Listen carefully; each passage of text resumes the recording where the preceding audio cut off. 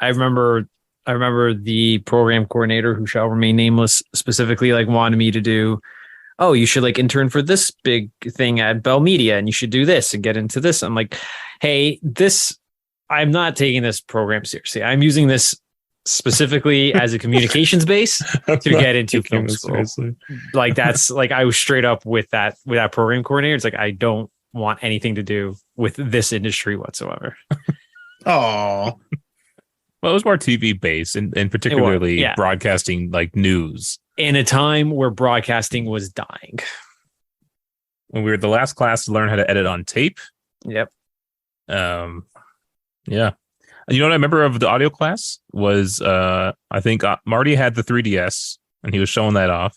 And I had the Vita and I was showing that off. That's what we were doing in audio class. I remember seeing the 3DS for the first time in the Cellar restaurant. Oh yeah. You had like brought out the AR cards and like you were doing the AR thing on the table.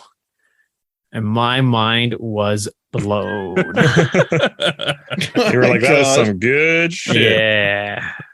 So that's what the world's going to be like. I'm not easily impressed, but holy fuck. Nintendo's doing something right. These guys, 2013. These guys are the future. That's they know what they're doing. In the future, there will be AR cards. That food wasn't great at the Cellar. It was pretty cheap. First year was really good, and then they very clearly changed suppliers because then the food went down the toilet and it got really bad. I remember the burgers were actually pretty good the first year. Second year and third year, no. I don't know if it was the first year.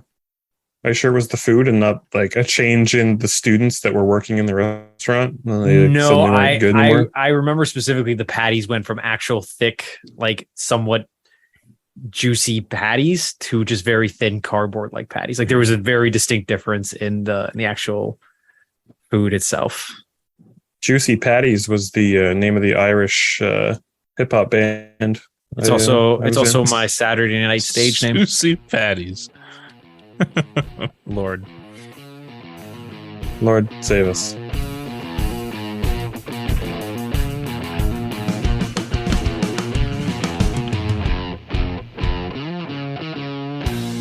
Welcome to the Damon Patch Podcast, episode 401. What I'm the host hell? Ryan Johnson. Adriano Petty's with me.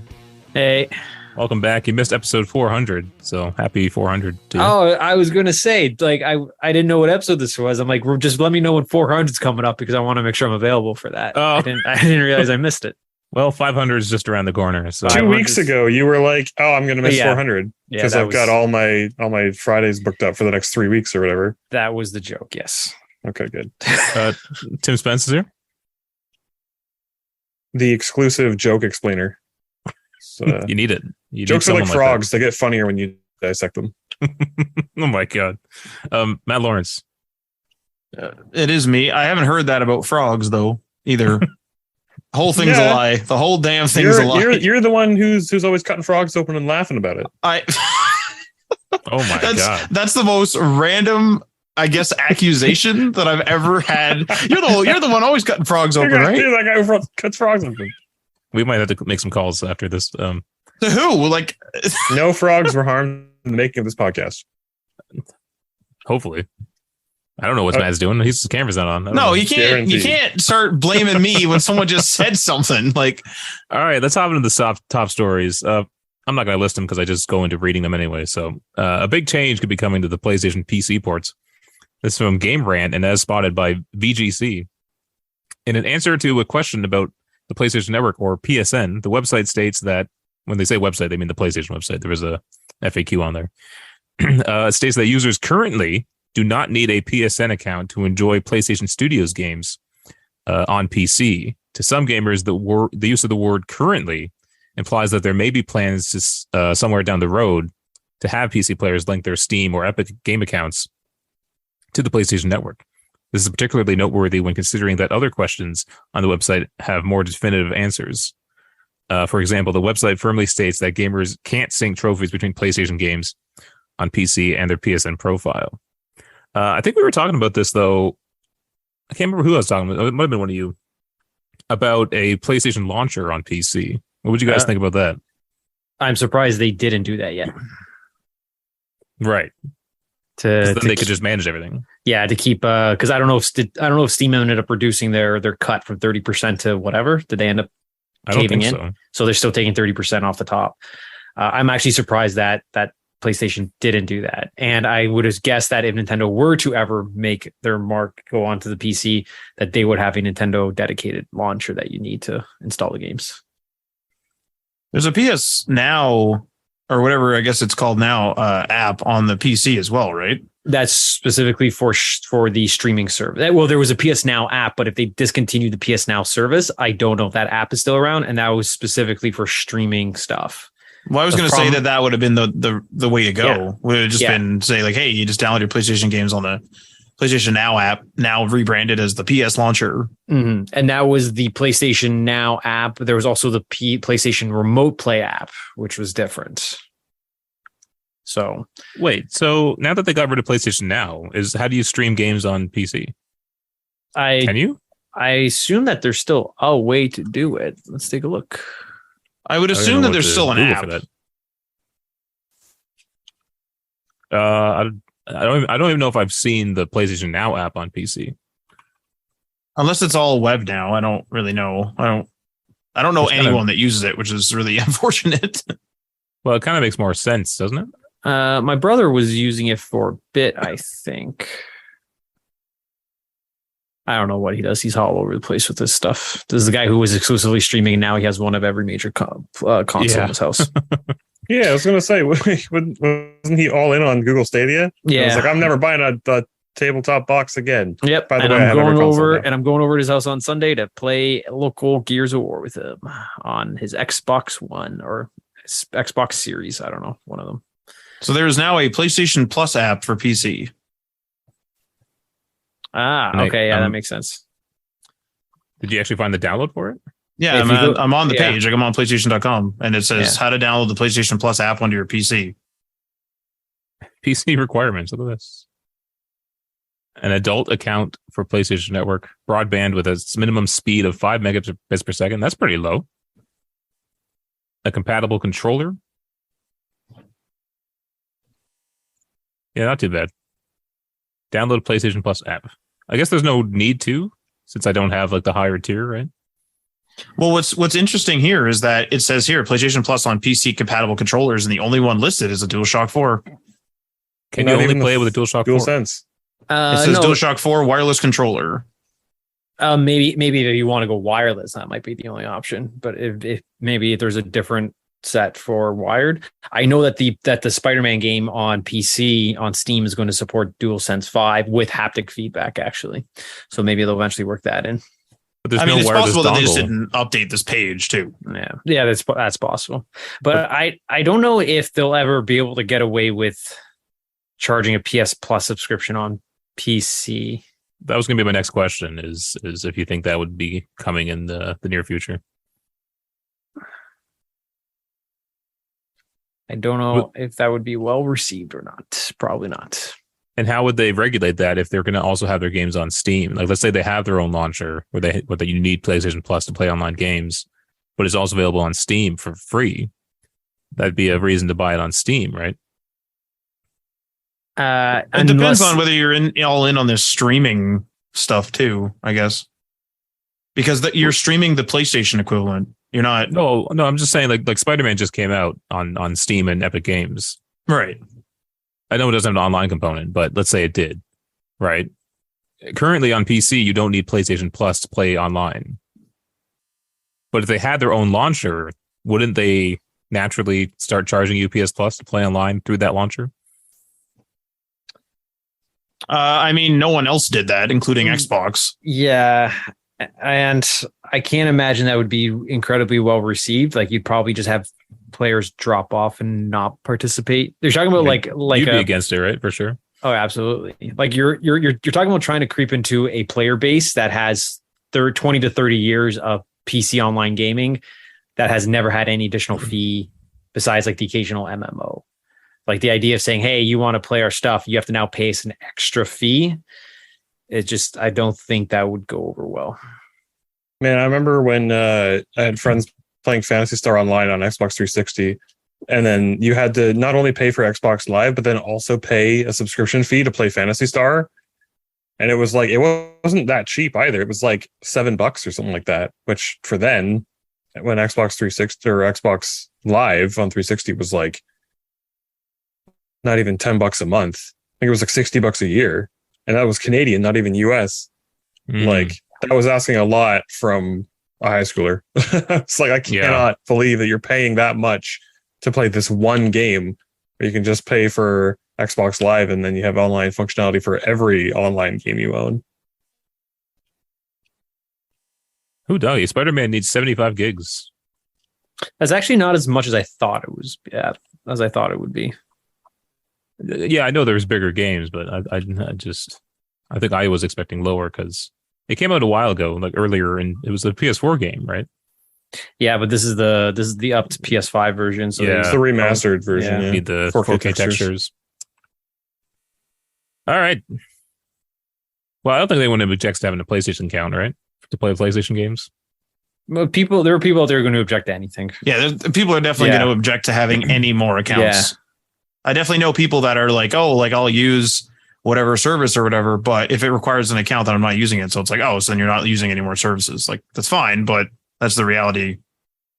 Once you get a password manager, it's like I just sign up for stuff now. I don't care anymore. You know, it's removed the barrier of having to care about signing up. I wish that password managers would remind us when we haven't used an account in a long time, so that I could close accounts. I think. Why do you ever want to? Interesting. Why do you want to close an account out of curiosity? Just get rid of it. Like, why have just some random account floating around for like a forum or I don't know something? And if you're not signed in a long time, I'm the other way around. Once an account is made, I very rarely close it. That goes in my manager, and I intend on having that exist forever. I would say though, if you're not planning on managing it, it leaves vulnerability open to security risks. So might as well just shut it down. All right. Especially if the app or whatever is dying as well. If whatever account you have is for a game that's no longer going to be around, type of thing. Man, I sometimes wish I could just start over. You just said you're on basically an unchecked registration with like spree, and now you want to restart to have a clean palette. Well, this happens to me with PCs and even phones to an extent, where just so much crap like comes through it and gets like stashed away in different places, and at a certain point you just feel like you don't know where stuff is hiding, you know. And it's like when you just get a fresh install, you can just start fresh. It just feels good for the mind, I think. Phone for sure, or you know what, anything, especially if it's causing like performance problems. But otherwise, you can just clean it yourself. Like a certain person's iPhone XR that I cannot seem to fix. You know how to fix it, Adriano. No, that's not a fix. That is not a fix. That's a yes, coward's. That is a coward's way out. Wait, what is the coward's way out? Cleaning it, like just clearing it out and just wiping it and starting over. That is like the fix that is coming from a Apple stockholder and the rest of the internet. There's no way to like resolve this issue. You just wipe it and start over. That's what happens on every single PC. Like virtually every single PC issue ever. There's at least one or two forum posts that are like, hey, try this, and then reset your PC and don't recover any data. It's like, oh, good. Let me just reset. It's fucking ridiculous. It's the nuclear option, but it also works. But my thing though, the difference between a PC, whether it's whatever, it's there's this weird system data. Like if there's dead files or there's information not being used there, I can go and find those files and I can delete them. I can't do anything with this quote unquote system data. And like the solution is like, oh, try to like delete apps and clear caches. And I do that and I alleviate a gig or two, but then the system data just fills it up again. Like I went from 26 gigs of system data to now 29 because every time I clean up my phone and I get rid of stuff, it's like this always consuming data dump that's just overtaking my phone and I can't beat it. It's just like this inevitable thing that's just going to cause my phone to literally suffocate. It is pretty whack in your case. Like if it's you clear a gig and then system data just eats it up, that's pretty whack. That's exactly what's happening. I cannot like. I mean, if you tried all the solutions you can find online, the next step would be to contact Apple, and then the final option is to restore it. If I contact Apple, their thing's going to be just wipe it and start over. Like that's what their thing's because gonna be. that is the solution. Yeah. Anyway. All right, moving on here. Speaking of mobile, though, Take-Two expects almost half of its sales this year to come from Zynga's mobile games. There's some IGN. They just released their first set of earnings since it fully acquired mobile developer and publisher Zynga. And it looks like the mobile is already playing an absolutely massive role in the publisher's future. Take-Two's net bookings for the quarter were up 41% year over year, in no small part thanks to Zynga. And recurring consumer spending was up 48% and accounted for 73% of that total. Again, largely thanks to Zynga. Though NBA 2K22 and Tiny Tina's Wonderlands also played a role. Then there's a bunch of other numbers. I don't know why I put that in there. In a call with IGN ahead of today's earnings release, CEO Strauss Zelnick affirmed the company's strategy to use its mobile flexibility to create more mobile spin-offs of its existing IP, assuming the conditions were right. I'm just worried, or I'll get your guys' opinion on this. Like, how do you feel about, are we getting to a point where these companies are going to lean more into mobile and the traditional, AAA console experiences are going to dwindle?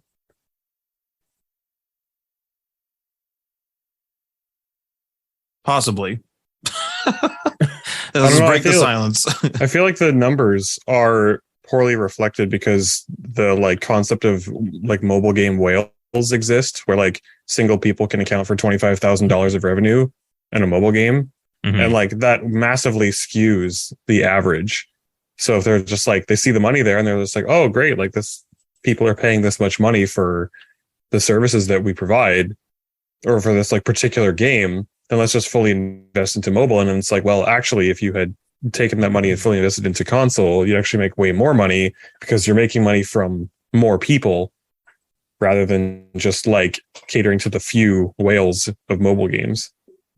Do you think that's true though? If they invested that money into console, it would make more, because a lot of people they want the single player experiences. Those are hard to monetize after the initial purchase, right?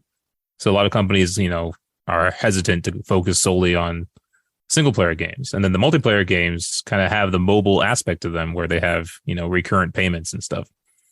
Well, maybe it wouldn't be necessarily more money, but I mean, I guess it comes down to what they want. Do they want to have multiple happy customers that will come back time and time again in the long run to give them more money, or do they want to abandon those people in favor of the people that will give them a lot of money now and just say screw you to the people that would have given them more in the long term? Yeah, I guess this is the danger of oh my god, it's left my head. Capitalism? And so you want to be greedy in the short term or greedy in the long term? Them being a publicly traded company, right? The consumer isn't necessarily their only concern. Yeah, it's true. Also the shareholders, right?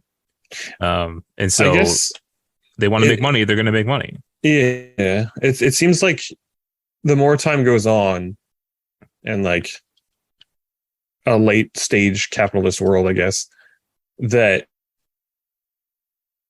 especially, I guess it's just especially glaring because the change has happened so quickly in the gaming industry, where it used to be that games were made by gamers that making the games that they wanted to play, and that was appreciated by other gamers. And so games that were made because they wanted to be made, and there was a lot of care and passion put in them. But now, because there's such a huge media, mainstream media format, it's become very bureaucratic and very corporate. And it's just become these massive corporations heading up a couple of IPs or buying up other gaming companies, and with the intention of just constantly making profit and growth year over year, never ending growth, which actually is not realistically possible. So then you get these games that are being made maybe by, a handful of the developing team that actually cares about making it. But then, the vast majority of people and certainly more frequently the higher up you go in the company, are just making it because it's a means of making money. They don't actually care about the product at the end of the day. They just want to see black on the bottom line instead of red. It's that balance between art and running a company, right? You need to make money to you got to pay the employees and stuff, so they have a living. Well, there's something else I wanted to point out here too. So I'm on the Zynga website, and they got a bunch of games on here that we know, like Farmville and Empire and Puzzles is constantly advertised to me and stuff. And then they have what seemingly is like a Willy Wonka license, because they have a couple Willy Wonka games and stuff like that. But Willy there Wonka are games. Yeah, there's Wonka's World of Candy is one of them, and there was another one on the list. The Match 3 game or something?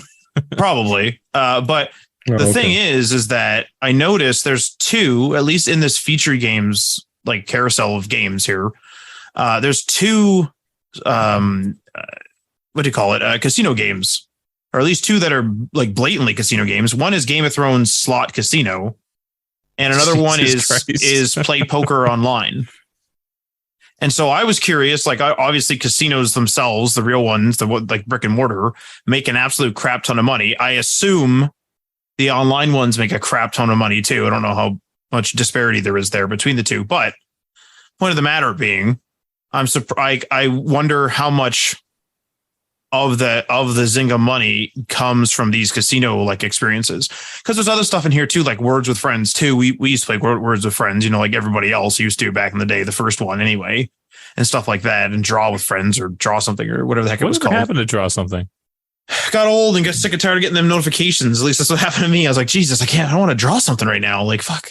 And speaking of college, that was when we were playing it. That was crazy. Yeah. So, but like, I just wonder whether, like, I know some mobile games bring in absolute shit tons of money, but I wonder how much of this money overall with Zynga is due to just people straight up gambling in these online casinos and online casino-like games. Because that is a way different experience than like a AAA, AA, or any sort of console or PC game, like more traditional console or PC game. There's actually a very good episode of Mythic Quest that kind of deals with that journey of starting out as a passion project because you're doing something you love and care about, and then the corporate takeover kind of deal. Episode 5, season 1. Watch it. Watch it now. Did somebody say should have happened? What was that? Shouldn't have happened? No, I thought that somebody just said shouldn't have happened. Oh, and I guess if I'm pitching an Apple TV Plus show, I should say I'm a Apple shareholder. Damn it. Every time. Actually, I just realized, like, I scrolled down because I was looking at the featured games, like I said, and under all games, just looking at the first few here because they are alphabetical, I believe. Yes, they are. We got Black Diamond Casino, Bid Whist Plus, which has cards in the graphic, which I assume is some sort of gambling game. Again, I don't know whether these are like, you're gambling with real money or what the hell they are, but these are definitely, at the very least, they're like there's Gin Rummy Plus, stuff like that. So I wonder like how much of this stuff is real gambling, and if it is like an actual full on casino. There's Wizard of Oz slots in here, Willy Wonka slots. So like how much of this is like a real quote unquote real casino, and then how much of because it's like we don't play any casino games short of like going to the casino in GTA 5. Like we don't play any. So what market is this? Right? It's probably not. And say Willy the Wonka's gamer. for kids, right? Willy Wonka's like a kids show. I suppose so. Yeah. It's weird. That's very weird. It's like it would be like gambling with SpongeBob, like gambling with SpongeBob. Like it's what he's most well known for. Yeah. Anyway, I'm just worried that the money that mobile brings in is just going to be too what do you call it? Too appetizing, too lucrative, too tempting, too seductive. Good word. Yeah. And so I'm just and I'm playing mobile games. I'm still playing Diablo. So I'm part of the problem, and I need an intervention. You know what? Yeah, you are part of the problem. Yeah, you know what? Get this guy out of here. Yeah. He's biased. Well, how would you, so like right now you fill, let's just say your spare time with, I don't know, let's just say for the sake of argument or example, like let's say it's 50% mobile games, or let's say your gaming time. Would it be 50% mobile game and then 50% say console game or PC? No, I probably play console games more still. I don't think I'm there yet. So like, I guess the question would be, if for whatever reason you were away from your consoles and stuff, would you game as much as you do now in terms of the amount of hours and just fill it all with mobile because you would have your phone on you? If I was away from my console? Yeah, if you're away from your console, or would the mobile game not fill the void of time? No, I think it can now because you are getting console-like experiences on mobile, right? Right. So I think it definitely could take over if I didn't have that console. Like it'd be awesome to play, and I guess you can on a Steam Deck. It'd be awesome to play Spider-Man like on the go or something. I saw people playing Spider-Man on there. It looked cool, and I think it was they made it like optimized for it, whatever they call it. Although Steam Deck, like Steam Deck approved, check mark, verified. I think you were telling me though that doesn't always mean it runs great. Yeah, I mean like Elden Ring is verified, but it's not like you're going to be able to run Elden Ring at like medium settings and get 60 FPS kind of thing. Yeah. But it'd be interesting to see it run on an iPad. I have a pretty old iPad Pro, and it seems to handle games pretty well, and I can like crank the graphics and frame rates and stuff.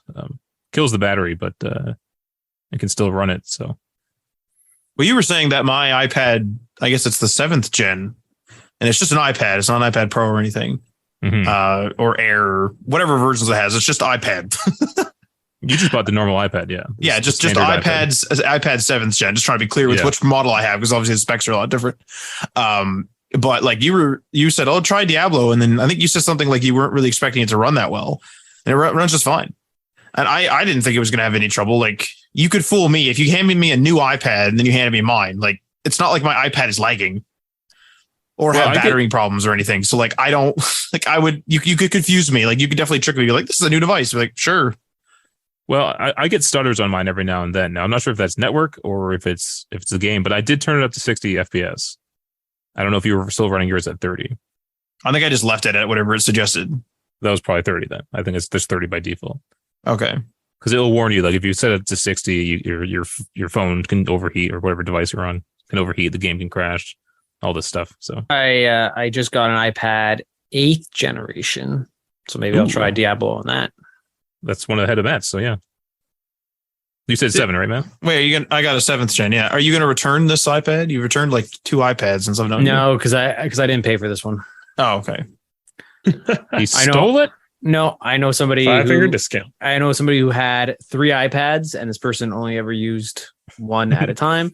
I said, as humans do. Yeah, and it's like, because there was just like 2 iPads sitting in a drawer not being used, and it's like, I'm thinking about buying an iPad, and this person's like, no, don't buy one. Here, just take one of these. So this person just gave me an 8th generation iPad. That's so random.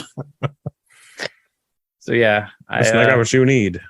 Oh, you can play Diablo Immortal. Join me, Adriano. Yeah. We'll reschedule Borderlands. No. Let's do play the mobile edition on your iPad. Is there a mobile of Borderlands other than the Vita one? It wouldn't surprise me, honestly. The absolute worst version to play a good game. Borderlands slots. That's what we want, right? Borderlands playing the claptrap. idle champion. Oh, there are slot machines in Borderlands. Yeah, I was gonna say Borderlands would probably. Yeah, Borderlands would probably make the one franchise that would make sense as a gambling, like a slot machine. In fact, I'm surprised I didn't see Borderlands themed slots while I was in Vegas, because they had a themed machines over any franchise so you could think of were there. This one's free 2K. You can have this Borderlands mobile game slot game where you gamble, you do like slot machines, and then you get like different customized, like randomized guns that can have random buffs or whatever. And then you also get like random abilities for your character class. And then it's an idle game as well, because then you use the loot that you get from the slot machines, and then you give them to your characters and send them out to do missions. and then you Nice. level up. It's like an idle RPG. That one's free 2K. Hell yeah. It'd be a terrible game, but it would make you a lot of money. I was gonna say this sounds dreadful already. Like, Yeah, it's not. It's garbage. I would. This is the kind of game that I would blast on Twitter for being shit, and then it would do really well. and then it'd make $1 billion. Then make $1 billion. Yeah. What a world we live in, eh? All right, our final story for the week. Just a general statement of despair. Yeah, what a world Anyway, no one answers. Final story. Google is testing launching cloud games directly from the search results. This is from IGN and the Nerf reports. The Nerf reports Bryant Chappell noted in a series of tweets below that the new feature appears to be rolling out across the search giant's results page. It gives users the ability to directly launch a cloud game from the search results using Google Stadia as well as other cloud services. The addition of a play button to select search results allows you to launch the game you searched for directly from Stadia, provided it exists on the platform.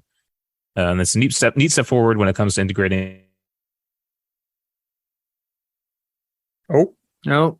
Bye, Yeah. Ryan. I assume Ryan's dead. shit. I mean, that's we're used to it at this point. I'll read the thing then. So the Go Nerf ahead, reports Matt. Bryant Chappell. I know some of this is repeated, but the Nerf reports Bryant Chappell noted in a series of tweets below that the new feature appears to be rolling out across the search giant's result pages. It gives users the ability to directly launch a cloud game from the search results using Google Stadia, as well as other cloud services. The addition of a play button to select search results allows you to launch the game you searched for directly from Stadia, provided it exists on the platform. And that's a neat step forward when it comes to integrating cloud gaming across the Google platform. However, when IGN attempted to replicate these results, we did not find the impressive new feature. So they don't know whether this is geo-locked or simply being rolled out, et cetera, or possible A/B testing in progress. Well, I guess actually this thought, oh, sorry, go ahead. Go ahead, please. I guess this kind of kills that earlier rumor from like 2 weeks ago of Stadia kind of being killed off by Google. That was just some random, like offhanded thing on Twitter, and then somebody just added Stadia, and they were like, "Hey, are you like shutting down anytime soon?" And they were like, "No, we've not said anything about doing that. We've got lots of stuff planned for Stadia. Stadia is still in the books for a while to come." So like the rumors were going around, but they immediately debunked them. Yeah, and that was such an infuriating story to see pop up, because you look at the sources, it's like this is a screen cap of somebody's message with like no backup source whatsoever. Yeah, no context. It was just like the perfect representation of how certain journalism is just dead, and anybody would just report anything as it's all about the clicks. Anything that will get people to be like, "Oh my god, I have Stadia!" Like, or "Oh hell yeah, finally Stadia is dead." Anyone who wants to click that article, they want that. And then you go into the article, and it's like 7 paragraphs about the history of Stadia, the ups and downs, and it's like, and then after you scroll through all the random just BS that is just there to fluff the article for word count so that it pops up in more searches on Google, then the actual one paragraph at the end is like, one user reported that maybe possibly Stadia might or might not be in the works at Google for a while, but we don't know. Thanks for reading. Oh my god. And that's like half of just like potential journalism now, especially for gaming, when it's just like an industry of rumors a lot of the time. Just like, we're doing a rumor roundup, and it's like, yeah, but this is not substantiated at all. There's no official like people in the industry. It's just people on Twitter talking. Yeah, this is just like, hey, I bet you like Spider-Man on PC would be cool like 4 years ago, and it's like, has anybody at Sony said that they would do this? No. So it's just some guy speculating. Let's cover. Right. Yeah, let's cover it. Let's cover it Like, fully. Yeah, let me get my Word document out, just type a bunch of shit and screen cap it, and then send it out. And like actually though. Yeah. It was that was infuriating, but I guess it's kind of seems like they are still continuing to do something with Stadia. Although I like the Google Stadia catalog is not that extensive, so if you actually like look up the Google Stadia catalog, it's I guess like it's if you can easily write it into have it launch on a search. I'm trying to actually launch Stadia right now, and I can't seem to find it. There it is, Google Services. Okay, got it. Yeah. I was going to say that if there was any, which doesn't sound like there is anything behind that the Google Stadia shutdown, but I was going to say if there was anything at all, I thought maybe this is like an indicator that it's not that Google Stadia, if it were going to be shut down, it wouldn't be that the service would be shutting down. It'd be that Google would change it to like Google Games, and it would be more closely related to search, because this search thing makes a lot of sense to me. Especially if we think about this in terms of a lot of phones have search bars, or even just the search widget or the Google app itself, whatever, and people will search obviously right there. And it would be pretty convenient to just type in like Assassin's Creed and then just literally press play on Assassin's Creed. Because it's entirely possible that like we're seeing like kind of indicators of this, and then it kind of goes back and forth, and maybe this isn't where things are going. But there's like one way that sort of the overall UX of, I guess, computing can go, and that is that like right now we're kind of siloed in a lot of things where, you know, you go to the Facebook app, you go to the Twitter app, and you go to these different social networks, or you go to the photo editor app, and then you share from the photo editor app to Instagram, for example. A lot of these apps have integrations, so the walls are not, you know, super sturdy or whatever. Like there is some, like, what would you say? Like there's definitely like there's connections there, but it's not like wide open. You don't have the editor be like right in the Instagram app somehow. So it's entirely possible. Like this is one indicator that those walls could be starting to break down, where you start getting to the point where you Google search for whatever, and then it's just like a seamless experience into a game, or a seamless experience in our case already into YouTube or into TikTok or into whatever. I know some of those integrate better than others, but instead of us going like, oh, I'll Google search this, click on the Reddit link that comes up in the Google search, then the Reddit app opens, or it opens the website and it bugs you to open the Reddit app. Like it's entirely possible that those silos will start kind of coming down, and it'll be more about the service and less about how exactly it's delivered. So I could see this becoming something if computing goes in that direction, which is, I guess, kind of up to the market. Man, I was prepared to go all in on Stadia. Like I thought that it had a lot of potential, and the like small launch window, or not window, but launch like lineup kind of deterred me. And I was like, well, I'm going to wait for a bit. And then it just never really took off the way I thought it would beyond that.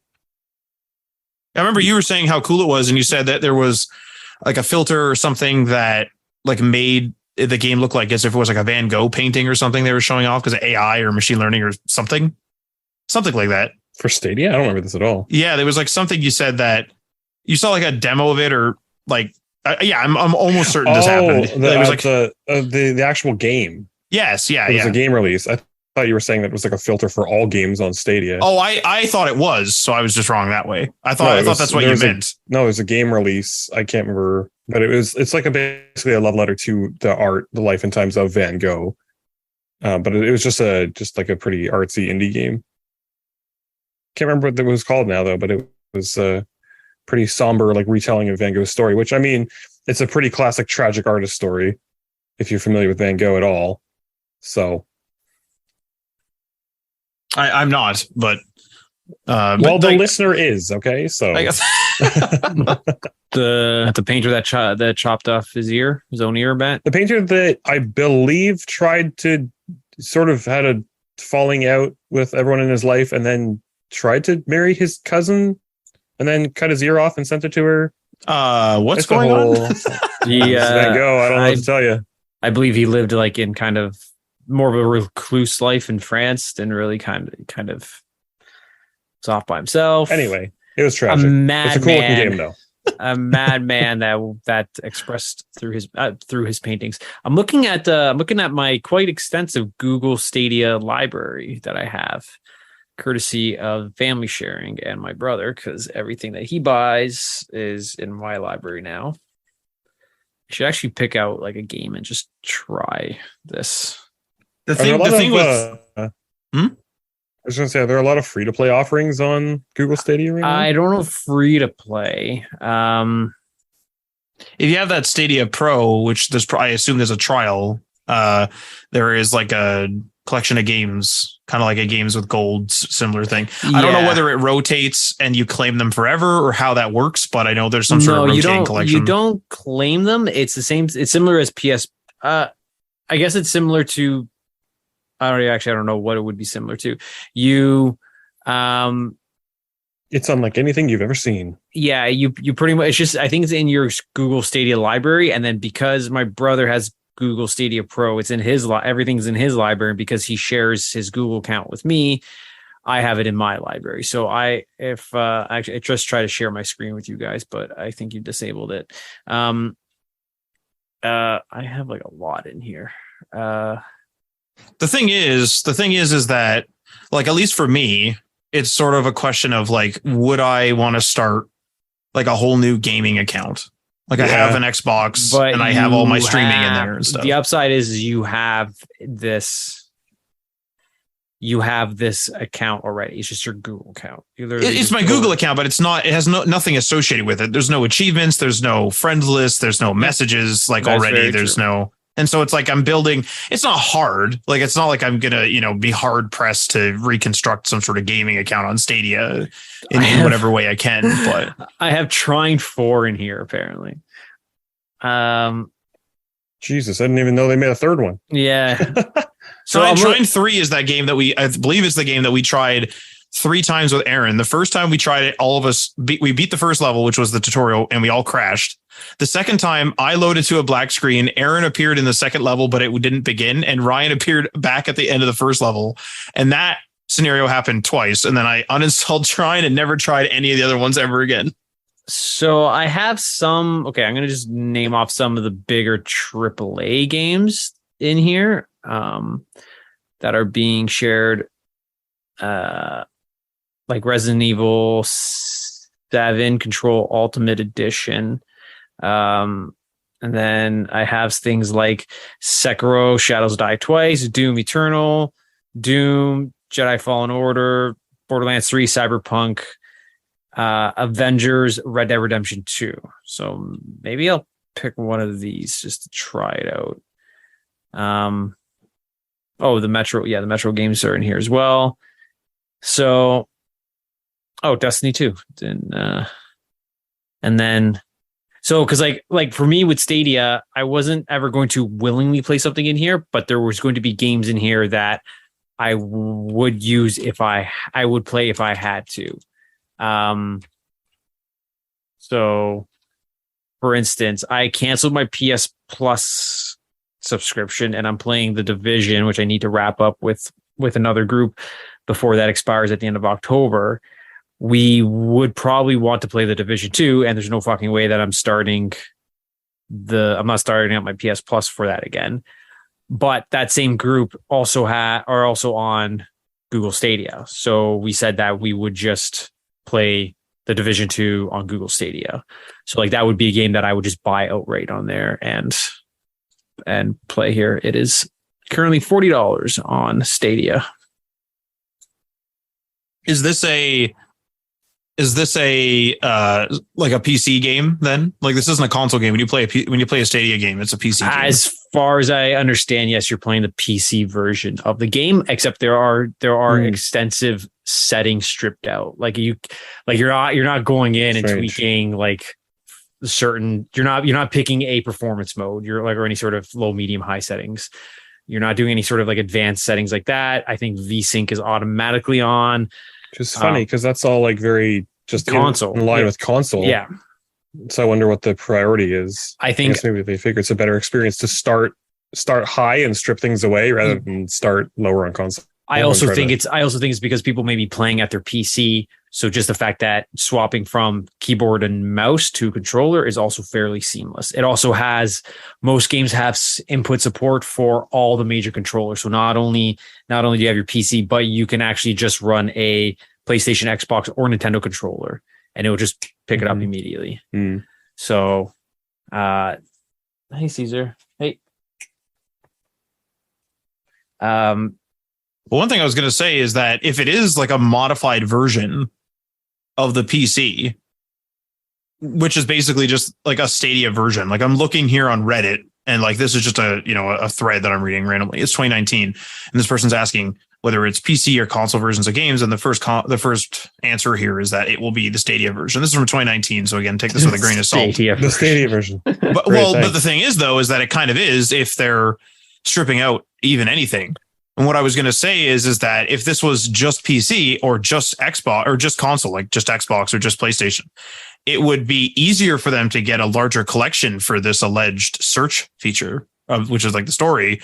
But because they have to do any sort of manipulation, it's going to be harder to get people to come on board, because it's going to be like, do we have to now maintain another version? And even though it's extremely similar to our PC version or our console version or whatever it is, it's going to be a pain in the ass. Whereas the streaming version of, say, Xbox Game Pass Ultimate or whatever, Xbox Game Streaming, those are Xbox games. So for the most part, or maybe even entirely, it's just, you make your traditional layout of Xbox, PC, and PS5, if you're going cross gen type of thing, and then your Xbox version can just work on the cloud. And I think that, so like, it kind of sounds like Stadia is having trouble because it's obviously not an established gaming platform, or not as established as, say, Xbox and PlayStation, but it's also struggling because you have to convince people like, hey, make a different version of your game to run on Stadia. Specifically, like, that's such a big ask.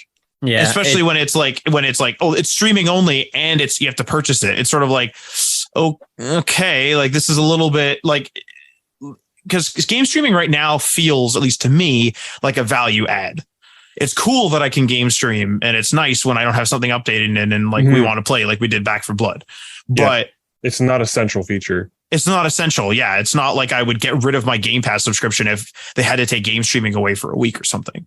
I wouldn't be like completely screwed or something.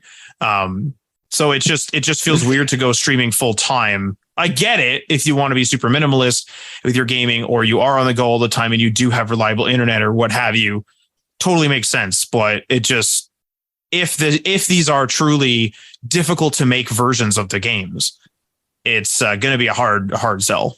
I would like to see the numbers on like what percentage of people are actually regularly streaming like that, because I feel like it's pretty niche.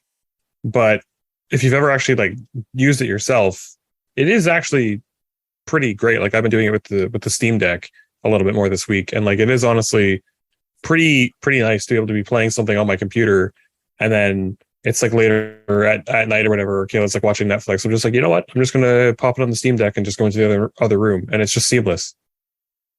I did play some of Destiny 2 on Stadia actually, and it was pretty responsive and seamless. It felt like I was playing actually there. Yeah. Oh. Actually in Destiny.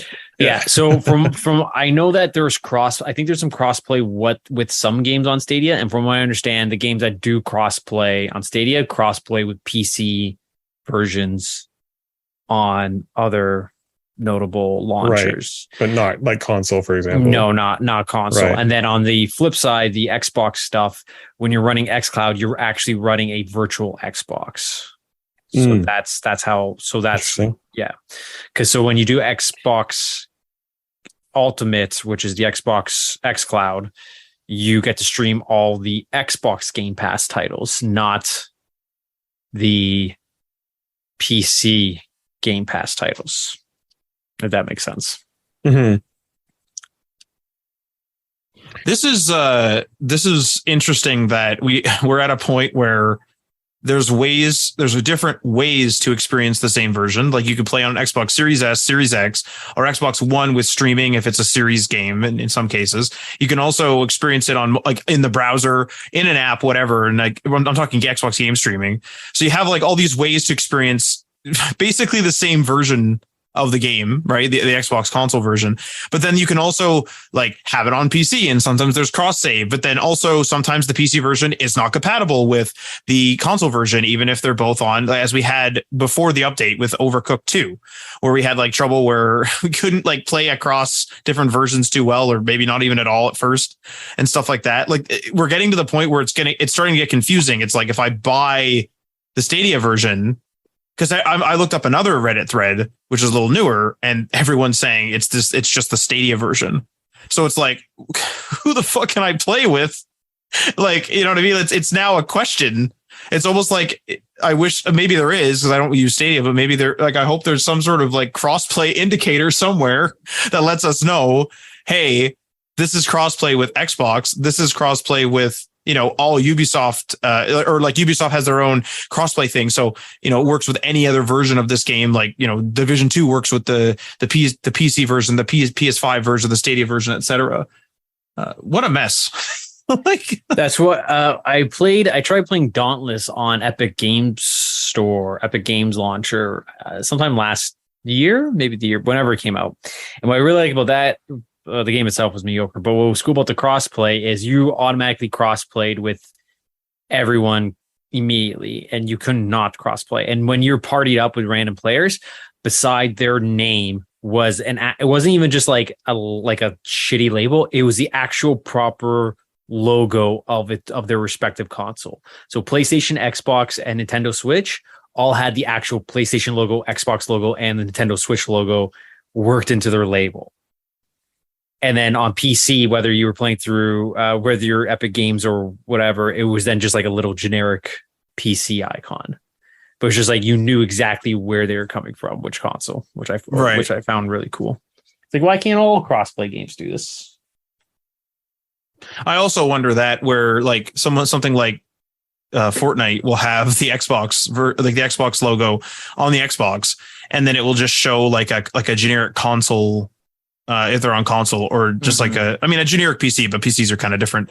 But like they'll just show like a PC icon, but it's sort of like then on the PlayStation version they have the PlayStation icon. It's sort of like, is Xbox not allowed to show PlayStation and PlayStation not allowed to show Xbox? Is this like a spat they're having? That's what I was wondering with Dauntless. It's like as a PC player, I'm seeing all the respective logos, but I'm wondering if I was on PlayStation, would I see the Nintendo and the Xbox logo, or if I was on Xbox and Nintendo, would I see the other logos? Like, is it because I'm on PC, I get to see the branded stuff? Weird. We're in a weird spot. We got games allegedly running in Google searches, and they're like specifically Stadia games. We got like multiple game launchers on PC that sometimes run in different servers for online, and it's you guys, it's a hell of a landscape. You guys remember GOG Galaxy 2.0? Remember that thing? No, hell yeah. I mean, that thing's still around. Obviously, the GOG store is still around, but I remember it was supposed to be like the end all be all, and it was not. It's too slow. And you need the other launchers anyway. Yeah. So it's just redundant. The one thing that I didn't like was that it integrates differently with each of the services. So I found that, I think it was with PlayStation, it grabs anything that you have achievements or trophies in. Maybe it's with the Xbox, but it grabs anything that you like have, like that you have played. So even if you like rented it, if it's really old on PS3, or if you you didn't purchase it, you borrowed the disc from a friend or something, it adds it to your collection. And then the other console, like whichever this one was, so this one was PlayStation, they would be Xbox. The Xbox has like official, or it actually does have official support. And I believe it is the Xbox that does not do that. It knows what you actually own and what you do not. And it's just like this inconsistency where it's like, I guess I could use GOG to quickly take a look if I own something, but I might still not. Do you know what? Do you know what helps with ownership and tracking what you have? Oh, you dare tell me about that Excel spreadsheet? Is that an Excel spreadsheet? Yeah, but I want something to do it automatically. I don't want to manually enter it. I don't trust things that do it automatically because they always fuck it up. No, sure, they will. They will, but I want something else to handle it, not me. You know what would be the ultimate check? It would be one that does it automatically, but it adds it to like a category or some sort of taxonomy, as they call it in the online world. And they have like a tag on there where it says like unverified, and then you could just go through and verify. Oh, it's yeah. It's sort of like how Google Photos says like, is this the same person? And you can like make it learn someone's face better. Because I tried to use third party like game vault apps as a lot that they were marketed towards, and I would start doing it, but it's like, okay, you don't let me add in more than one copy or distinguish how many. They're very bare bones and basic.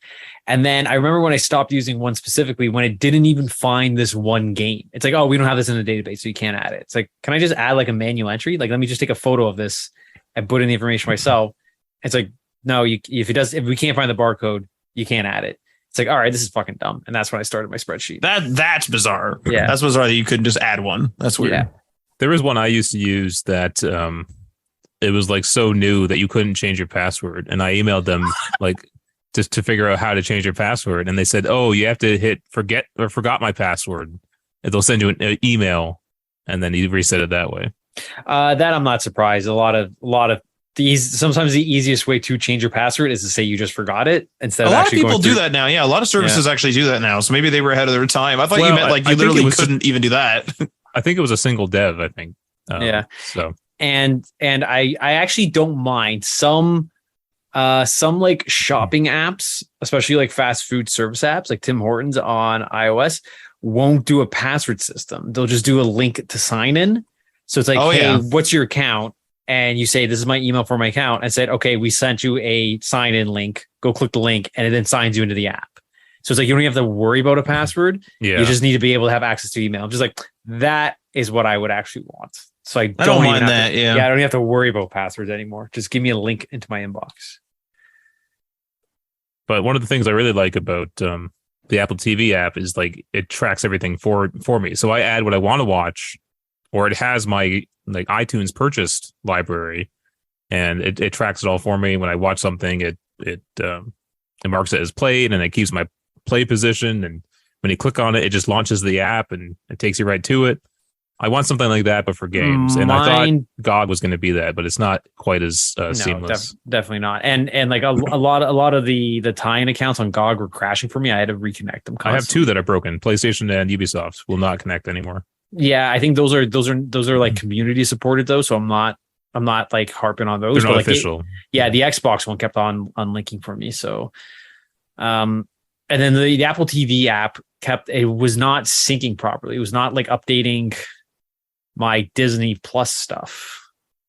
So it's like, okay, this doesn't serve my needs. If you tried that at the early part of Disney Plus launching, that might have been Disney's issue, because they had some issues with tracking. No, this was played stuff. This is recent, like during Miss Marvel, it was doing that. Oh, because I've used it like consistently for the last like couple of years, and even on my old crappy internet, it was keeping my play location. Once in a blue moon, it would screw up, and I'd have to just go into the app and fix it. But I also just don't know if it's just like me having two iPhones, an iPad, an app on my PlayStation, and then like my PC. I don't know if it's just it trying to figure the things out. It's like, okay, there's too many versions going on here, so that's probably what it is. So, yeah. Google Stadia, everyone. Google Stadia. One last thing, because I wasn't part of the conversation because my internet crapped out. I just wanted, like, I have better internet now, and I think it should be good enough to stream games, and it's still not good enough for me, at least. I don't know if it's a sensitivity issue of the latency, if some people just, don't actually notice it or don't care, but it's just not to the point where I could actually use it on a day-to-day basis. Because I remember you were streaming something in Matt's house. So I think it was one of the Witcher titles. Yeah, you're testing out GeForce. Tomb Raider, yeah. Yeah, how was that? That was fine. Okay, so it's probably still just the latency coming into your... It could be my ISP. Yeah. Which is a whole deal. So, all right, let's move on to what we're playing. Matt, what are you playing? Me? What the fuck? Finished a bunch of stuff this week, actually. Yeah, you did. Hell yeah, I did. First thing I finished was Ghostwire Tokyo and deleted it immediately. Thank Christ. I know that people... What's that? Was the ending worth it? It wasn't. It was a horrible Okay. game. Okay. Now I will say this: I was really looking forward to playing that. Actually, I actually got excited for that game. Well, I'm going to say this. This is my like thing is that the Metacritic score, I believe, is in the 9s for the user score, and the Metacritic at last check for the critics was in the 70s, probably like around 75 if memory serves. Now whether this has changed recently, I don't know, but I think that there's just a lot of people that are like a really big fan, and this is an assumption of specifically the ethereal weaving, which is the magic that you do. And hopefully I said that correctly. And also like just running around like a modern city, like Tokyo, just running around in it, which is what kept me in it. Both of those things kept me in it for the first, say, half. And then once I realized I was only halfway through, kind of everything just fell to pieces. I also have a major complaint about the story, and I won't go into spoilers, but the end has this huge walking section that explains a bunch of the story to you.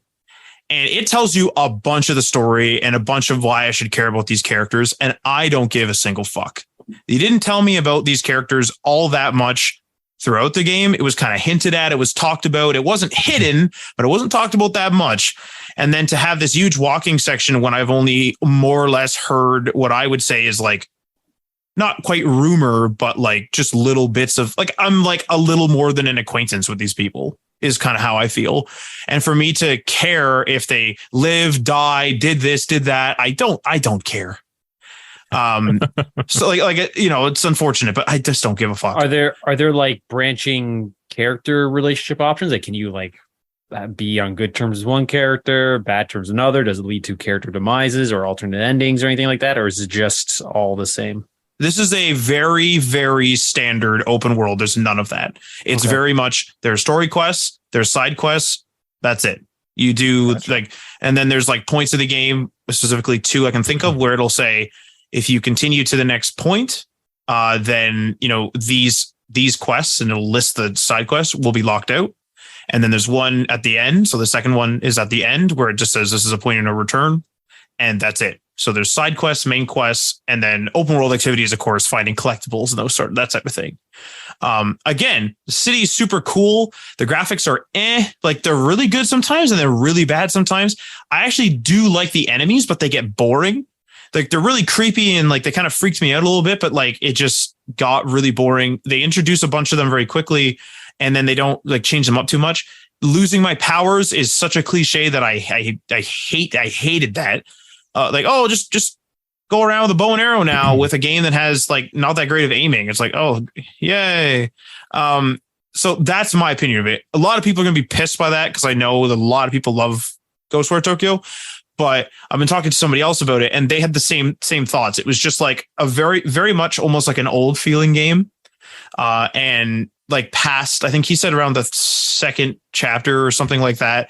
And I was about the same. I think it was like around the 3rd chapter for me was when I realized like, holy fuck, like I'm still in this damn world. The flying animation looks horrible. And also I learned something interesting and I haven't like tested this myself. So take this with a grain of salt, but the new game plus is weird. You don't keep your powers. You don't keep any of that stuff. You keep your you keep your costumes and stuff. So you keep your costumes and all that stuff. But once again, it's a first person game. I can't see my damn costume except for in cutscenes or in mirrors, maybe. You know, but you know, no. I forgot what I was wearing last time. I was like, oh, I forgot I'm in like a black tracksuit. Like, cool, I guess. No, I don't know. You know what you're wearing. That's all that matters. I didn't know what I was wearing for like an hour because I took a long break for the game. So anyway, that's Ghostwire Tokyo. It's over. If you like ethereal weaving, if you like walking around like a modern Japanese city, I mean, power to you. If you're interested in that lore, and I will say the side quests are written well. If you like to just sort of go through a standard open world game, it's probably your jam. It ain't my jam, or at least it wasn't after. It overstayed its welcome. I'll say that. For me, it overstayed its welcome, and it's not that long. And then I beat Elden Ring after a struggle to even get the game to work. You guys were talking about an update, and then you started talking about Elden Ring, and then you guys went to bed, and I was like, well, you know what? I could just boot it up and do like 1 or 2 tries. I wanted to go to sleep too, so like I could do 1 or 2 tries. booted it up. For some reason, this game takes forever to. It's on Steam for me. I have it on PC, and it takes forever for it to update. It took about like an hour and a half to update, so I'm getting really tired at this point. I try to boot it up, and it keeps saying that something was detected, and I couldn't connect it online. Like I think it says something like inappropriate something detected, which means that the anti-cheat is like detecting something. And then I finally got into the game, and my torso wouldn't load, so I had to back out of the game. And I did about half an hour to an hour of verification and recovery of files that were missing, which happens almost every single time it's an update with this game for me for some reason. And I ended up getting these files, which was fine. Got the files, booted the game up, and then beat it in 2 tries. I sent everyone a text message when I beat it at 4 in the fucking morning. And I was just like, the elder beast is dead. I'm going to bed. And that was it. I got the Ronnie ending, and I can't give spoilers because I don't know what happened, but I got the Ronnie ending because I don't. Well, I mean, if that's a spoiler, I don't know what else to tell you. There's a person in the game called Ronnie, and you do a quest for her. So I don't know what happened. All I know is her quest is really freaking long, and I didn't necessarily want her ending, but I was like, man, I did this quest, and I do not want to do it again. So I did that ending and got the achievement for that. And that's it. It's funny because it's the one achievement in the game that I don't have is doing her ending. Oh, that's fine. And you've been helping me. Yeah, but it's like I feel like that's probably the most common ending. There are 3 endings to Elden Ring that give you achievements, but there's something like 7 endings total or something like that. And I feel like people, as they just sort of casually explore through the game, I mean, you'll meet her. You meet her very early on in the game, and then as you're going through kind of the second main area of the game, it's pretty easy to like start up that quest line, and it continues after one of the major like bosses in the game. So I think like a lot of people, myself included, like start doing that quest, and they're just like, "Oh yeah, this is sick! Like I want to see this all the way to the end," and then they do.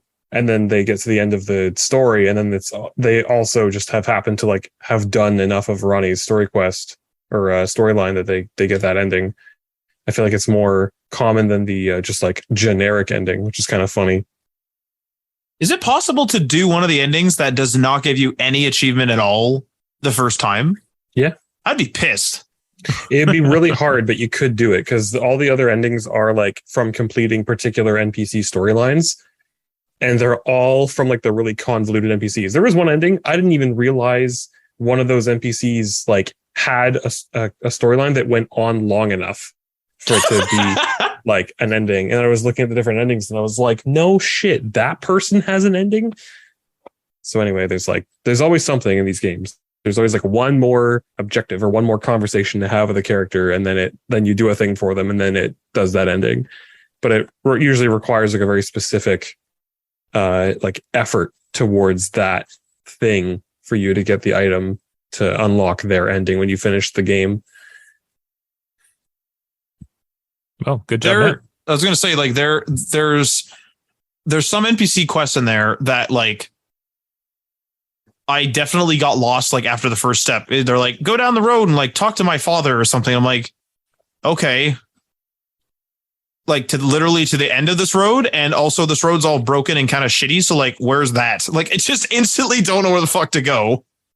Like I can't even imagine getting one of these convoluted things. That would really piss me off. Getting one of these super convoluted like character quests, doing it, you know, putting the effort in really to get it done, and then just being like, yeah, well, no one knows you beat Elden Ring now because you didn't get no achievement. It's like, oh, great, that's real good, thank you. Yeah, it's the only way that I know my friends have beaten games is I look at their achievement page. Well, I wanted that achievement. This is actually an achievement for me to beat a damn FromSoft game. And I wanted that damn achievement. So I got it. But that, I mean, other than the Fortnite, and I think that's it. That was my week. Tim, what about you? Not a lot more Fallout New Vegas on stream, which is a lot of fun because I haven't really played it in a couple of years. So it's been really good to run all around and do the quest lines again that I really enjoy doing, and use the weapons that are fun to use, and all that good stuff. And then a little bit of Fall Guys here and there, a little bit of Elden Ring here and there, just sort of filling free time by chipping away at a couple of levels in Fall Guys, or working on a different character build in Elden Ring. And but I did actually use my Steam Deck more this week than I did last week, which is not a high bar because I didn't use it at all last week. But I did want to talk about, because like I want to have something to talk about every week on the podcast for the Steam Deck. And if I, going forward, if I'm using it, but I don't uncover anything different or have a particular experience that's worth talking about, I guess I just I won't touch on it. But the thing I did want to touch on this week was that in the past I had talked about using the streaming from the Steam Deck on the Steam Deck from my PC version of Steam, and it didn't work out so well. Before I mentioned how Fall Guys doesn't actually work properly on the Steam Deck if you try to install it, because the easy anti-cheat just prevents the game from ever booting up. But what you can do is you can stream it if you've got it installed on your desktop, and then just stream from your desktop. And obviously, as I mentioned before, your mileage may vary depending on your internet connection and streaming. And I mean, we talked about that extensively when we were talking about Google Stadia. But I just, as I was I've been playing Fall Guys more, I was I bet you I could get it to work more smoothly on the Steam Deck if I stream it from my computer and I actually look into some of the settings and just see what I can do to make it run more smoothly. Because I tried streaming Elden Ring from my desktop to see if it ran better than installed Elden Ring, and it does not. Don't do that. If you really want to play Elden Ring on your Steam Deck, just install it. But with Fall Guys, if you stream it from your desktop, I mean, obviously it's going to work if it works on your computer, because you're just making it basically boot up on your desktop, and then you're just seeing it on your Steam Deck. And we don't have I don't think we have necessarily the strongest Wi-Fi connection here, but Fall Guys seem to be running fairly well. And then I just sort of went into the settings in the actual Steam Deck menus, and there was a particular menu for local streaming, and actually has functionality for the Steam Link as well, if anyone has one of those, which I do, but it never ended up working very well, unfortunately, either, even when it was wired in to our internet. But there are certain things you can do when you go into the advanced settings menu, in terms of forcing the games that you're streaming from your desktop to run at a certain resolution. You can cap frame rate. You can do a bunch of different things. And in the past, when I had tried to get Fall Guys to work, it ran, but not super well. And it was pretty impossible to read anything from any of the UI components in the menus. And I was just I'm just going to try filling this stuff. So I set the frame rate cap to 60, and I forced the resolution to do 1600 by 900, which is, I think, closer to the actual native resolution of the Steam Deck itself. And it ran great. It was almost perfect. The quality was really, really good. All the UI elements were super readable. And in terms of playing it, because it's an online game, right? So you need to you're syncing your game with potentially 59 other people in a game. The inputs were almost 1-to-1. It felt like I was just playing it on console or whatever. It ran way better. So it might at first sound a little bit intimidating to go into the Steam Deck settings or menus. If you're the kind of person that really wants to stream things from your desktop and have an enjoyable experience doing it to your Steam Deck. But literally all I did was change 2 settings, and then the game started running way better. So fully recommend if you're in the niche situation where there's a game that you want to play that isn't Steam Deck verified, but you want to stream it from your desktop. It's definitely doable if you even just want to fiddle with a couple of settings.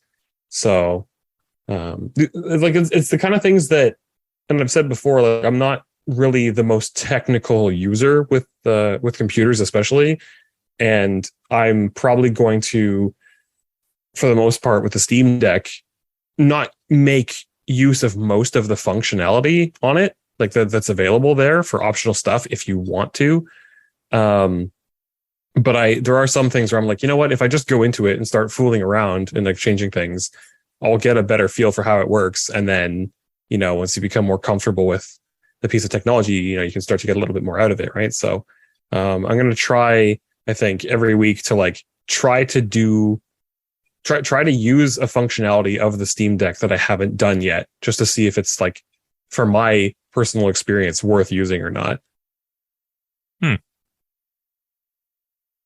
I was going to ask you a question actually about that, about the Steam Deck. I may have asked this before. How are the sticks in comparison to, say, like a controller, like an Xbox controller or something that you've used? I tend to use like smaller controllers. Like I think the SteelSeries controller, the wireless one that I use for most controller use, it's a little on the like physically smaller side, kind of similar to a Switch Pro controller. It's not quite as big as an Xbox One, like Xbox Series controller, and it's not quite as wide as like the PS5 DualSense. But the Steam Deck sort of like controller grip with like the stick positioning, and then like where you have to put your fingers for the D-pad and the ABXY, feels a little bit big for my hands, and I'm getting more used to it, but it feels a little bit big. Maybe even slightly, things are spaced slightly further away than the DualSense controller. So I'm not going to be playing piano anytime soon. I don't have nice long piano player fingers. I've got short, stubby sausage fingers, but I'm getting more used to it. But the actual grip itself it takes some getting used to, especially with the weight of the unit, because it's pretty heavy for what it is, I would say. It's a lot heavier than the Switch, and it's a lot heavier than a controller, obviously, because it's like got a screen in it and everything. At first I thought that I wasn't necessarily going to find it very comfortable to use at all, but it is growing on me for sure. The sticks are, everything seems to be relatively good quality. Like sometimes you grab like a third-party controller and you're like, oh god, these bumpers are terrible, or they're not even, or one clicks more than the other one. Or even with like first-party stuff, sometimes I've had Xbox 360 controllers where like the bumpers were they felt really garbage compared to the rest of it. But overall, the build quality seems like really, really solid. I'll be surprised to see what goes first on it, if anything, over the years. I never really thought of that, because that's not just like a Switch where you just literally slide it off and then just slide another, like you just buy another Joy-Con and slide it back on. I never really thought of that. That's yeah, we'll see. I mean, like they seem to have the option of like some customizability and like user self repair sort of in mind when they built it, and for the support after launch. There's been lots of people like, saying they didn't like the sticks, so they swapped them out and it was fairly easy and this and that. So at least that option is there if you're somewhat comfortable with like a bit of opening a bit of hardware and customizing some things. But the biggest thing for me is like, if I'm ever like playing my Switch off the dock, it's usually while I'm more so in like a laying down position, like whether it's on a couch or on the bed or whatever. And the Switch is light enough that it doesn't, you don't even notice, right, the weight of the thing when you're sort of holding it. But the Steam Deck is definitely heavy enough that I can only really have it like held up for 5 or 10 minutes before I'm like, man, my arms and wrists are starting to get tired from like holding this thing up. Not that it's like super heavy, but it's just one of those things where it's just heavy enough that it's like, you're not meant to hold something on this angle for this period of time, just like in normal human day-to-day behavior, right? So Just holding an object out in front of you. yeah, it's a workout, but it's not a good workout, you know, like it's not actually like working any muscle groups that in a way that is going to be helpful. Gotta do reps. Of that thing. Reps with the Steam Deck. Yeah. But overall, I think the more that I use it, the more I'm enjoying it, which is good because I was afraid for a little while that I wasn't actually going to like use it enough to justify having gotten it. But yeah, the more that I use it, the more happy I am with it. Sweet. Adriano. Ryanano. What I have been playing, it's been a while, so bear with me on this. So I've done some Sea of Thieves with my family group. I heard your ship name recommendations last week, Tim. Thank you. You're welcome. I pitched What was them it? in. I don't remember. The petty cash or petty crimes? Petty crimes. So yeah, we're trying to figure out because like every time we play, I'm assigned to be the captain and like take the wheel and give directions and orders. And there's somebody else who likes to be quartermaster and this and that. And I'm like, hey, how about somebody else buy the big ship and they can be captain? And they're like, no, you buy your big ship and you be captain. You name it. It's like, okay, I guess. So yeah, the new Sea of Thieves update came out where you can now name and customize and own a ship and have like a loadout on the ship, so you don't have to like reskin it every time. It is 250,000 for the sloop, 350,000 for the brigantine, and then 500,000 for the galleon. Other than that, they've also introduced a new faction called the Sovereigns. So when you do get your captain rank, whatever, you now have somebody else to interact with at the outpost.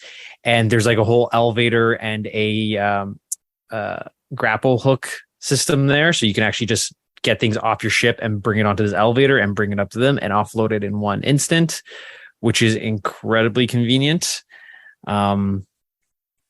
Other than that, not much is new with Sea of Thieves. So that same group and I also tried playing in No Man's Sky, which I started again on Xbox Game Pass on PC. And then I quickly fell off and I realized I'm like, this is not for me. I would rather play, maybe I'll wait for something else like Starfield when that inevitably comes out. So I'm looking at my list here of things I've played since I was last on. I finished my replay of Dead Space 3, and I played the add-on campaign Dead Space 3 Awakened, which is an incredibly, narratively speaking, is an incredibly bullshit campaign. It's very upsetting that they did this because it pretty much undoes the ending of Dead Space 3. So that wrap that up. I've touched base on a little bit of Vampire Survivors. And then I started and have been playing a lot of Rogue Legacy 2. So Ryan, we put together this nice big PC, 3080 Ti, and I'm playing mostly Rogue Legacy 2 on it. Wow. We should just buy you a laptop. Yeah. I was saying it's and not even a gaming laptop, even like just a kind of half decent laptop. I'll play something big on it. I'll start Red Dead soon, or maybe another Assassin's Creed. I don't know. I think I mentioned earlier, but I'm playing The Division with my board game group, running around New York again, running through that campaign. Again, this is a group of people that I've kind of taken point, and I'm kind of just pointing them to how we're doing things and what order we're doing it. So that's been interesting. I started and kind of fell off, and I regret that I started playing this while I was playing Rogue Legacy 2, and I'm going to try to start a new game again. I started playing Tunic. Nice. Yeah, and I very much enjoy that game. It is an incredibly charming game. I just regret that I decided to start it while juggling something else. And because like I get it's pretty juicy. There's a lot to dig into there. Yeah, and I feel like I needed kind of an undivided attention. And every time I was playing, it's just like I kind of want to play Rogue Legacy, so I had to turn it off and go turn on Rogue Legacy. So I regret doing that, and I'm going to shelve it and come back to it again and start over because that is a very charming game. And it ramps up in difficulty pretty quickly. Mm-hmm. Yeah, like it's surprisingly, it's like cutesy on the surface, but there's some chonky gameplay there to dig into. Yeah, absolutely. And I just love like the little manual that has just question marks and so dead data. It's like, so clever, wow, yeah, I have to figure this out. You're just picking up little game manuals. I was so happy when I finally got a map. Holy shit. Yeah. I was like, I need a fucking map to this place. And finally when I just found it, I'm like, oh, thank God. And then like I opened the map. I'm like, this thing better tell me where I am when I open it. And thank God it does. I thought it would just been like just like an old fashioned map that just gives you the overlay and you have to kind of figure out where you are. No, it works. Yeah, works nicely. Mm-hmm. I did, even though it's a board game, it was still like a dedicated game. I did some Scythe, which is a board game, but we did a digital edition. I should actually try to track down a physical copy Scythe and play it with you guys. It is a very fun game. It's an economy based game, and you're different factions. It's like it's in an alternate fake USSR history, and we're all different Russian factions, and we're just trying to be farmers or workers, and we're just trying to get our economy going, and we're kind of exploring a Russian landscape. So that's called Scythe. Then I did some Sid Meier's Civilization 6 with you, Ryan, you, Tim, and Aaron as well. That was a while ago, yeah. I know, that's so long I haven't been on the podcast. So we finished up that campaign, and I always love starting a game of Civ. I never like going back to a game of Civ. So unless it's like what you're playing every day. Yeah, exactly. And it's just like launching and like, I don't know what the fuck I was doing. And thank God that I have 3 people who are way more competent at this game that knows what they're doing for me to piggyback off of. Oh, don't look at me. I don't know what the hell I was doing in that game. For me in Civ, it's the fake it till you make it mentality. Then damn it, Ryan, Marty, and I played some Overwatch 2 beta. That was a while ago too. Yeah, I know. I know, Ryan. I know. So we're getting ready for the wind down of Overwatch and the startup of Overwatch 2. There's currently last thing on my list is I played some Overwatch anniversary event with you and Marty as well this week because they are starting to wind down the loot boxes. And this kind of got me into a rabbit hole of another spreadsheet of loot boxes, and I did some calculations. And if I could share my screen with you, I'll show you guys it. I think Matt has to give me permission. Oh God, is this going to interrupt the recording? I don't know. So maybe I shouldn't share just in case. What I'll do actually, I'll just send you a screenshot on Discord. Oh, that'll do. So the way that Overwatch works is. Let me just send this super quickly.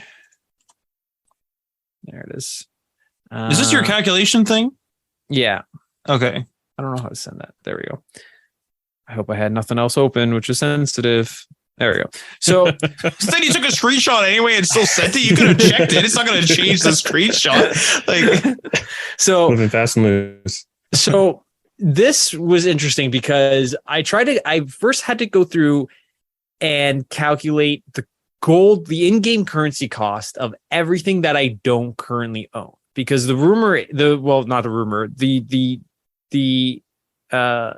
affirmative is from Blizzard that they are stopping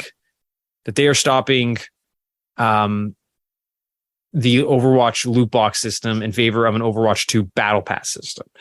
And what they've always guaranteed was that anything that you have unlocked in Overwatch will roll over to Overwatch 2 Hero Gallery. What they have yet to confirm, and I cannot find anything about, is what about things that you have not unlocked? What happens to those? Are they still unlockable? Can I somehow get them? Or if they are not unlocked as of the launch of Overwatch 2, are they gone forever? Add to that, they are no longer selling loot boxes at the end of this current month. So August, I think it was 30th or 31st. If they push it right to the end, you cannot buy loot boxes anymore. You can still earn them in game by leveling up, but you can't buy them anymore. So this got me thinking. Let me calculate how many items I have outstanding in my hero gallery. This is the current predicament, though.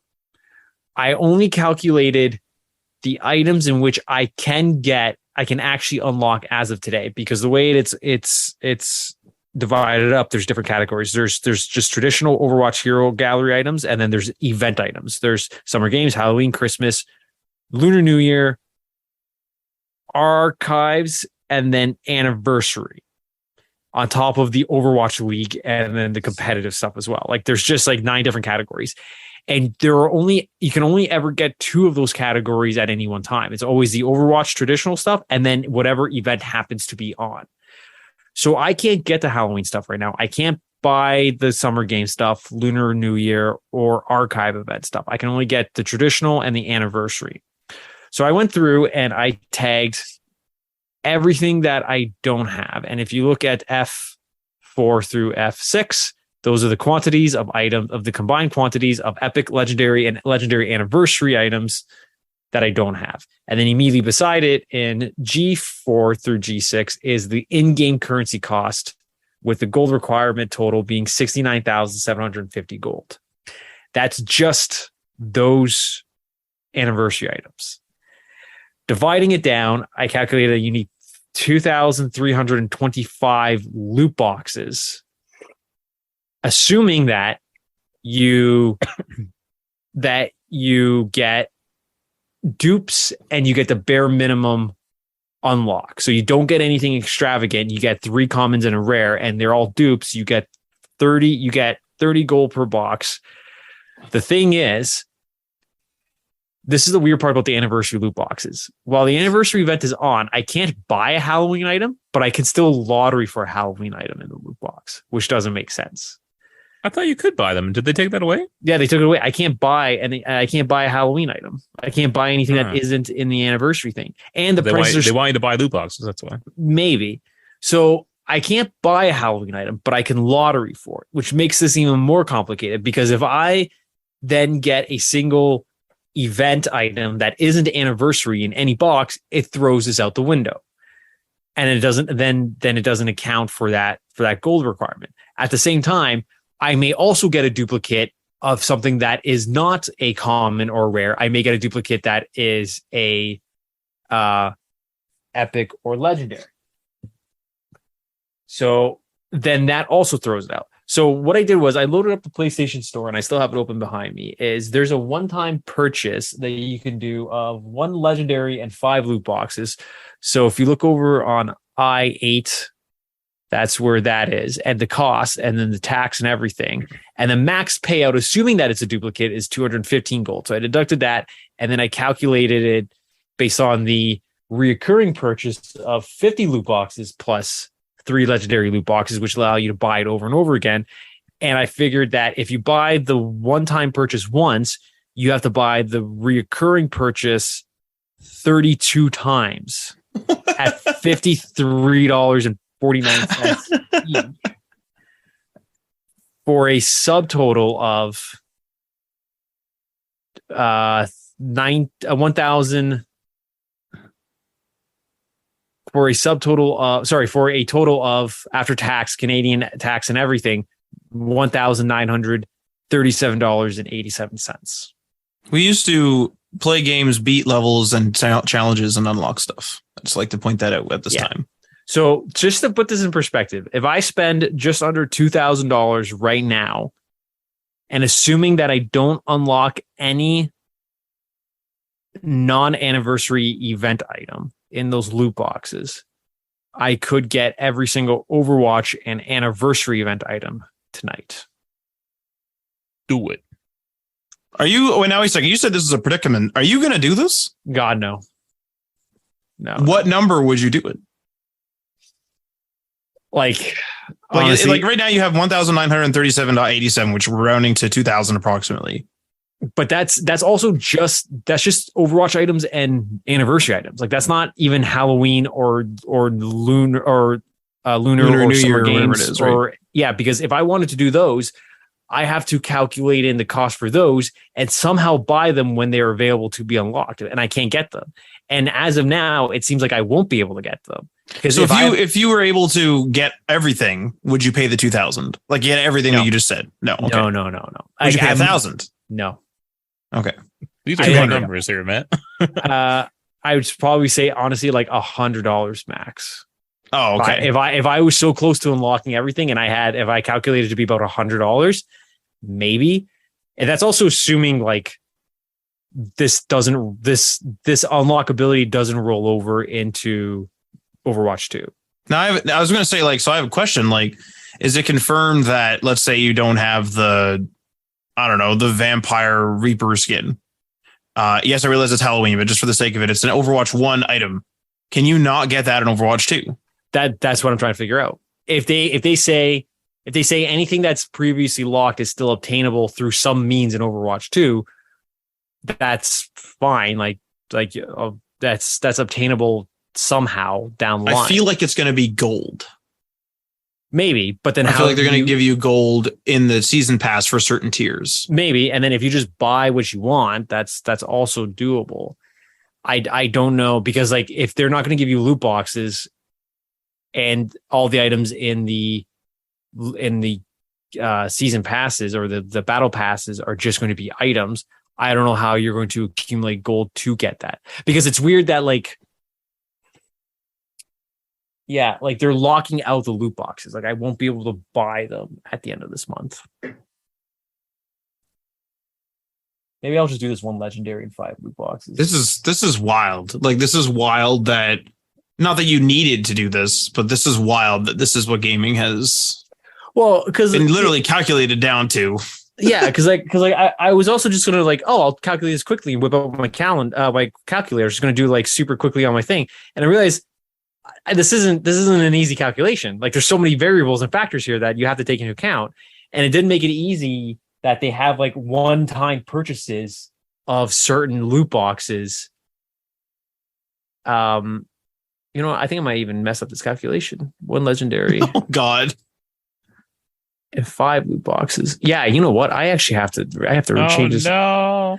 Go ahead, Ryan. I'm gonna make an edit here. I actually clicked on this. I don't have much to say actually. Okay.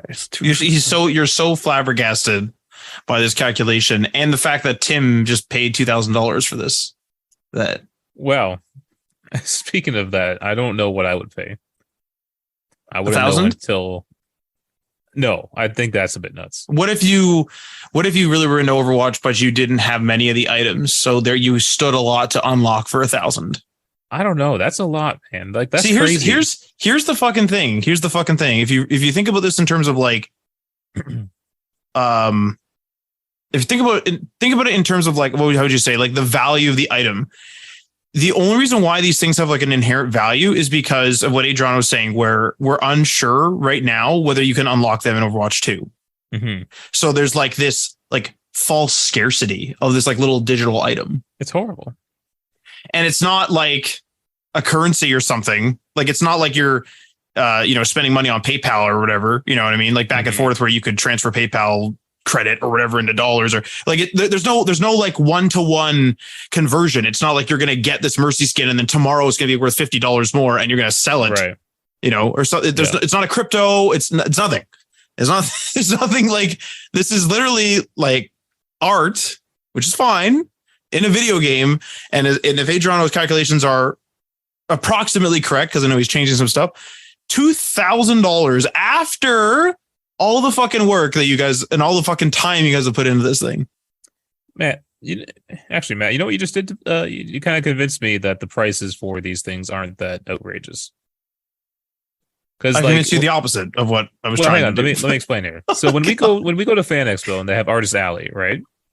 Yeah. And I've been a sucker for art, and so I usually buy some art when I'm there, right? Yeah. And those sell for like $10-$20, maybe $30 for some really special ones. And so like, why is that any different if you're buying a cool skin you like? That's art. Someone had to design that and make the it. distribution is the difference. The distribution is somebody on the Overwatch team made it. So yeah, there's value there. It's art. It was designed and made and then, tested and whatever. And then put out. But once it's put out, unless it needs to be updated, it is put out. But this person from Artist Alley at Fan Expo or Comic-Con or wherever the fuck has literally taken, done art, which is probably done digitally, printed them. So it's a physical thing. Now that's not huge, right? You could print that anywhere, really. You could print out PDFs, you could print out pictures, you could print out whatever, like Staples, whatever. The point is this person went all the way to a con with this paper and then presented it in a booth and sold it. Yeah. There's a lot of effort put into the stores, like the item shops and stuff like this. I'm not saying there's no effort, but the distribution is a hell of a lot easier. They build the infrastructure of the item shop and of the Overwatch shop and all that shit. And then they literally just upload items to it. I think the difference is one is a single artist and the other is a massive $1 billion company. Well, another thing too is that there's want to give $20 to them. There's false scarcity though too in these things where they're only available for a limited time. And yes, that does happen in the art world where it's this is 1 of 50 or 1 of 200. I understand that, but that's not by and large how everything is done. It's not right in your face where it's well, if you don't buy this today, when's the next time you're going to see it? It's digitally, it's really in your face. And so my thing is that there's absolutely an inherent value in buying skins and stuff like this. I buy them myself. I get that. There's no problem like that. Whatever. My problem with it is that it's the false scarcity that's right in your face. It's that false urgency right in your face right away. And they know it. They fucking know it. That's my problem with it. Yeah. I also want to say this, and I used to think it was crazy when you see when you go to the currency purchase page where you can buy the digital currency, and they have get 100 gems for $10 or whatever, right? And they always have that one at the end that's $150, right? Or more. For 100,000 gems. Bonus, right? 35% value if you buy the $189.99. That doesn't seem that crazy to me anymore because in Fortnite, I've purchased a lot of skins, right?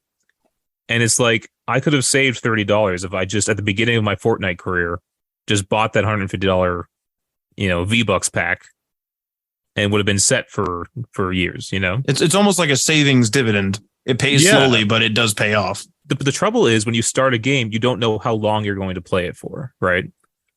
And we even stopped playing Fortnite for at least 2 years or so. A while, you really regret that $30 over the 6 years you've been playing Fortnite? When you break it down, it's not that much. But it's still a savings. It's a savings, that $30 is better used in your pocket, right? Than on Fortnite.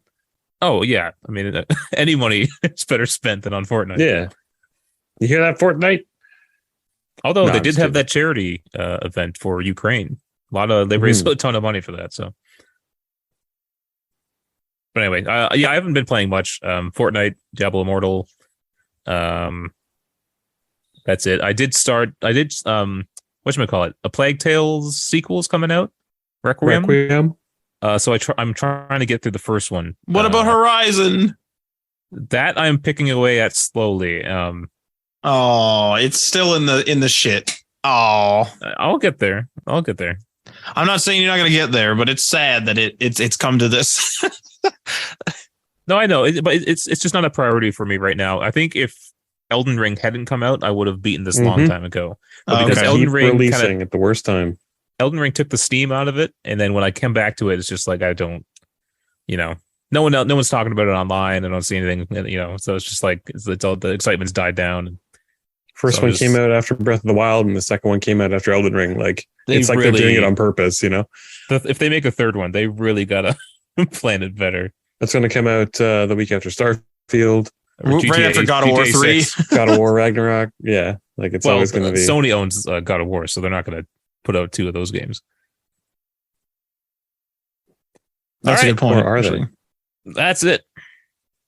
I fixed a slight error. I didn't account for the 5 loot boxes on the legendary purchase, but accounting for that, you save yourself. I can save myself $4 instead of $1,937 is $1,933. That was really weighing heavily on my conscience. Thank you for fixing that. I was worried the whole time. I actually kind of want to redo this and try to calculate every outstanding item. You should try to like post this somewhere and have people like start talking about it, like Reddit or whatever. I'd love to see people's comments of like, I better hop on this and like actually, I want to see if anyone just goes and just buys this. What I could do is I can put in drop-in fields so people can put in their own. They'd have to go through their own calculations. Yeah, they could always put in their own thing, and then it would calculate how many. The problem is the dilemma to actually solving this is I need to know if the prices that are currently reflected on the anniversary loot boxes are going to be the same or would be the same as just traditional Overwatch loot boxes. The unfortunate reality is I think these boxes are going to be discontinued with the event. So I don't actually know. The other downside is because we're not going to go back to the other loot boxes. This I can calculate it, but it's not obtainable. Like there's actually if you're missing an item from any event that is not anniversary, you might not actually be able to obtain it because you have to lottery for it. And that is an incalculable thing. So I'm sorry, does this take into account, not to like prolong this conversation, but does this take into account like if you were to buy, say, I don't know, let's say 5 loot boxes and you received like 2,000 gold? No. So I calculate this on bare minimum. Okay. The minimum you get out of a loot box, assuming they're all duplicates, are 5, 5, 5, and 15. Because those are your duplicates for common, and rare. So you get 30 gold. The legendary loot boxes, assuming that you get duplicates, are 5, 5, 5, and 200. So you get 215. And this is assuming that you get a duplicate on the lowest possible odds. That you okay. get. So. Oh my God. Yep. All right, Tim, do your thing. He's going to buy all of these loot boxes live on his stream right now. I'm going to boot up Diablo Immortal. I'm going to just keep buying microtransactions until I get 5-star legendary gems. and then not be able to team up with anybody because you're scaled differently than everyone else. When you become a god, you can't play with the mortals. It's lonely at the top. Yeah. Speaking of a little bit of Fallout New Vegas before, if you like Fallout, I'll be playing New Vegas probably for a little while at twitch.tv/the sidetrack if you're keen. And then also on Wednesday nights, we're working away at building a treehouse battle station at the top of the tree in Grounded. The 3 of us here. Twitch.tv/Day1Patch Media. That is actually like a ton of fun. Like it is good. I'm so, because now that we're at the top of the tree, we understand the collision and stuff. We found out we can go into the top of the clipped tree texture. Yeah. Like I'm so sad about that. I'm a little sad about it, but I'm also kind of pumped to build like a hidden building and like have something cool in there too. We'll just build a big platform at that particular level where the collision doesn't go any higher. And then it'll just look like it's like a level on the tree. And then from there, we can like build upward. And then at least we'll have the aesthetic of the branches. Yeah, like ultimately, that's what I do. What? I can't wait for update 1.0 to wipe it all out. That'd be great. I mean, if we finish it, which I think we will, because we've been making like stellar progress every week.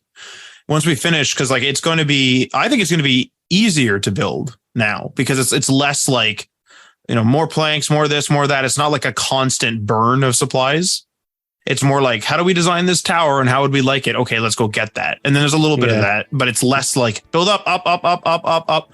So now you get to make it look aesthetically pleasing. That's the thing. So as long as we finish it, do a little video of it, like show it on the stream.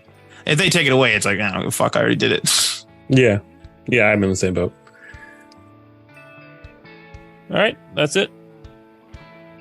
We did it. We did it. See you guys next time. Peace.